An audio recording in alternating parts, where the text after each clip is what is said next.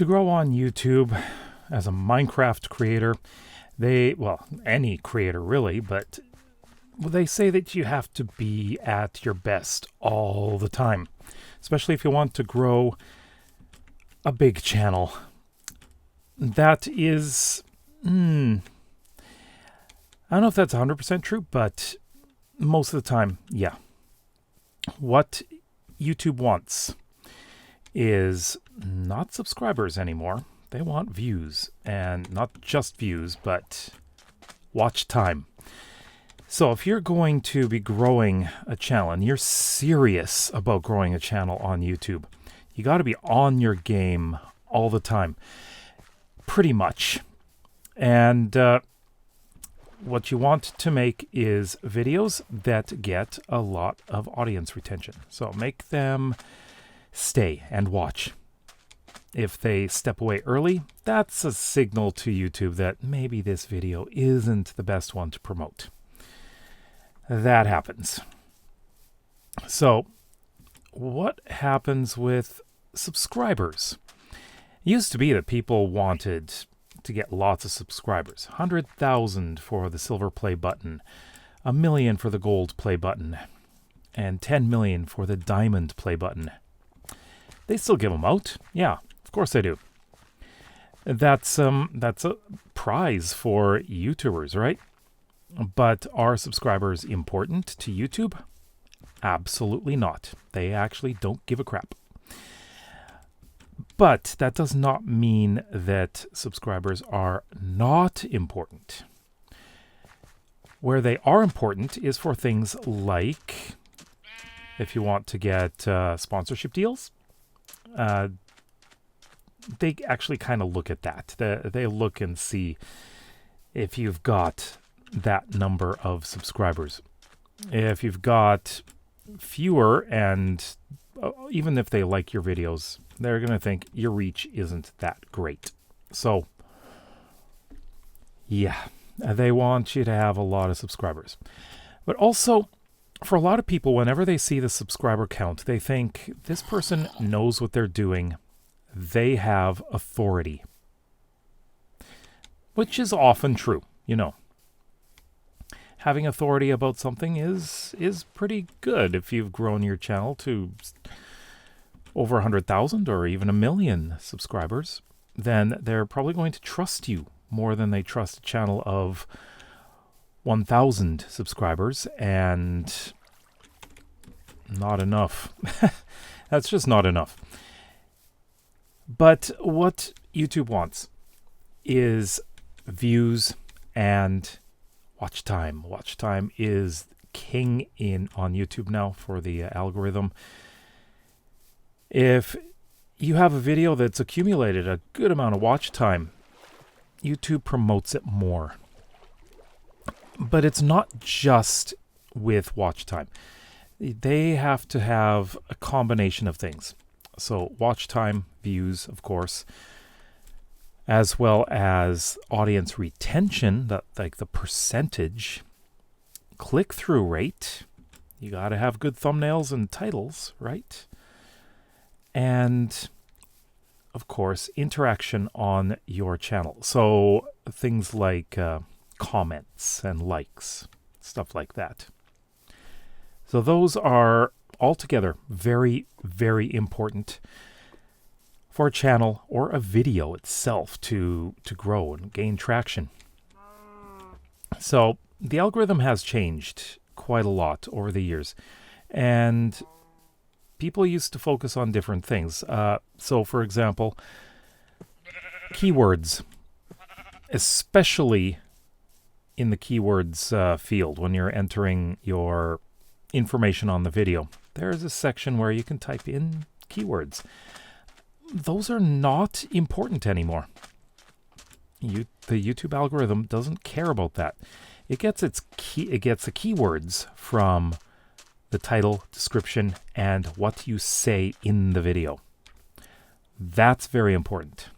If you want to have a video that is searchable. And this is something that I work with quite a lot, having mostly evergreen videos on my channel. So I absolutely have to focus on that.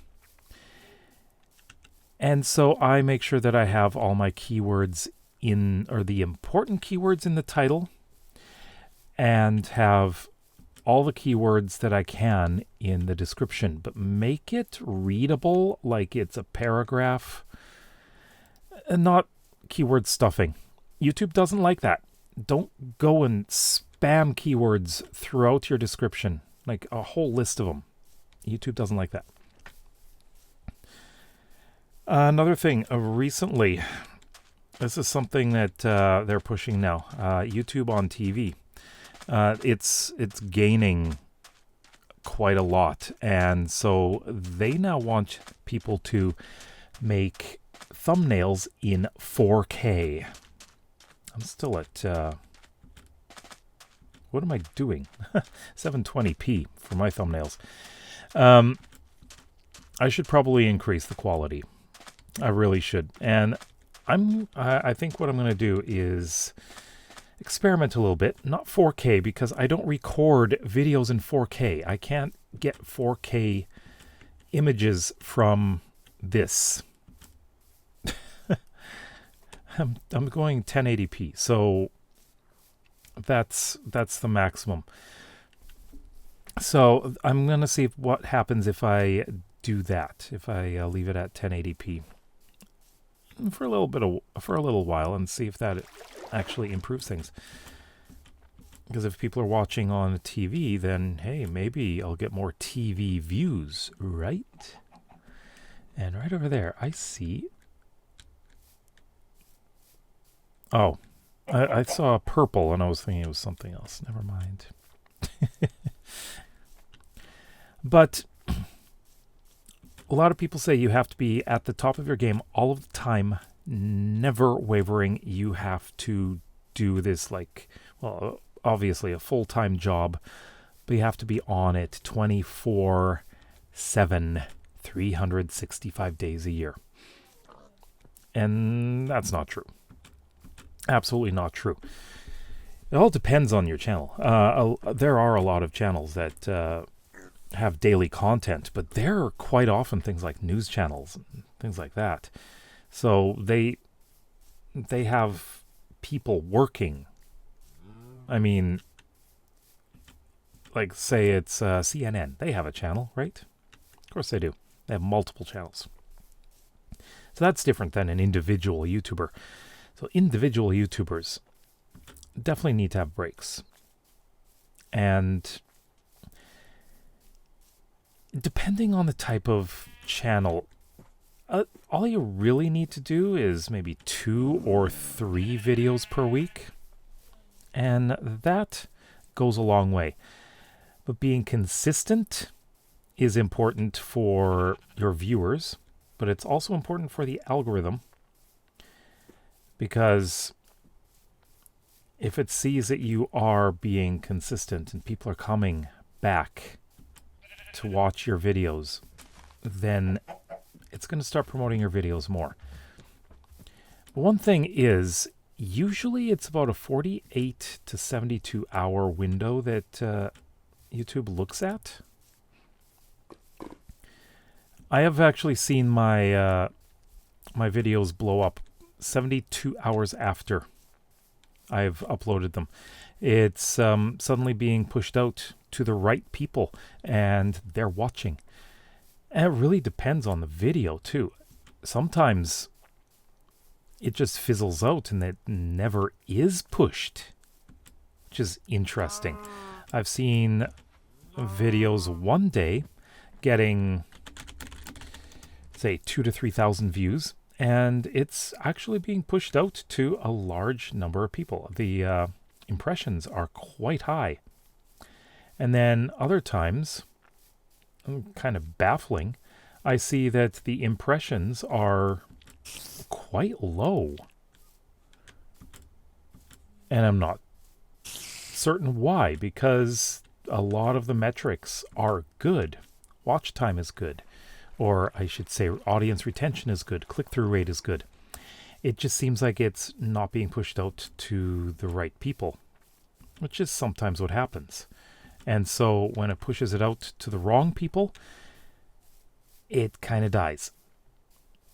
And it may not be pushed out to anyone else after that. Quite often, the problem here is that the topic of the video is a bit different than what you normally publish. So the algorithm is kind of confused. It's like, what are you doing? This is wrong. So you have to be on top of that all the time. Make sure your videos are consistently on the same kind of topic all the time. So on my main channel, I've mainly been doing just tutorials with Let's Plays sometimes. The Let's Plays are coming back quite a lot this summer. But the tutorials, sometimes they're hit or miss. And it usually depends on what people are searching for. Because, well, when you're doing tutorials, if it's a topic that people aren't really interested in searching for, then it doesn't get searched.